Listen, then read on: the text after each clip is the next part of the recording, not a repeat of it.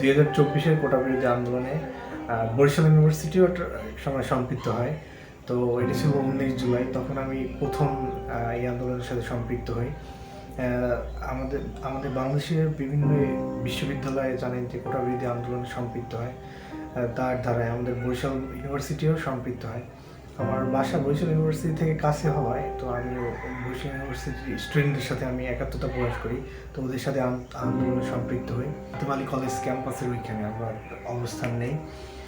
তো সারাদিন আমরা ওইখানে থাকি। তো পুলিশ বিভিন্নভাবে আমাদের গুলি করে, টিয়ার শেল নিক্ষেপ করে, আমাদের উপর সাউন্ড গ্রেনেড মারে, আমাদের বিভিন্ন ভাইদের ওই দিন আহত করে। তো অনেকে আহত হয়, হসপিটালে নেয়, আমিও তাদের হেল্প করি। এক পর্যায়ে 3টা নাগাদ দুপুর আমার ডান চোখে গুলি লাগে। আমি তখন ছিলাম হাতিমালি কলেজ ক্যাম্পাসের ভিতরে।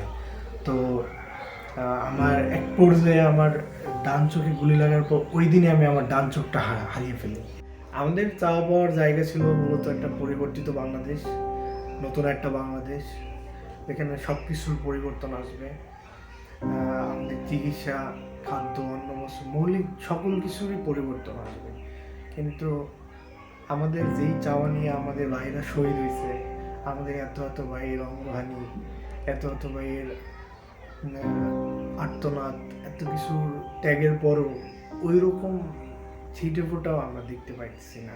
আমার চোখটা হারানোর পর থেকে আমি যেই সমস্যাগুলো বেশি ফেস করি তার মধ্যে হলো রাস্তাঘাটে চলাফেরা।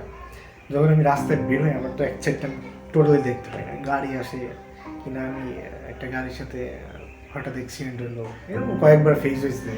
তারপর আমি দৈনন্দিন যে কাজগুলো ওইগুলো করতে পারি না, বাড়ি কাজ করতে পারি না। আমার চোখটা হারানোর পর থেকে আমার মনে হইতেছে যেন আমি একটা নিজেকে একটা গার্বেজ মনে হইতেছে যে আমার এখনো আমার ওয়াইফের সব কিছু করে দিতে হয়, আমার গোসল থেকে আমার বাইরে নেওয়া সব কিছুই তার হাত ধরে করতে হয়। বর্তমানে একটু চেষ্টা করি নিজের রিকভার করে ওই ওই লাইফ থেকে আইনে আবার একটা অন্য লাইফ স্বাভাবিক করার চেষ্টা করতেছি, কিন্তু অতটা পারতেছি না।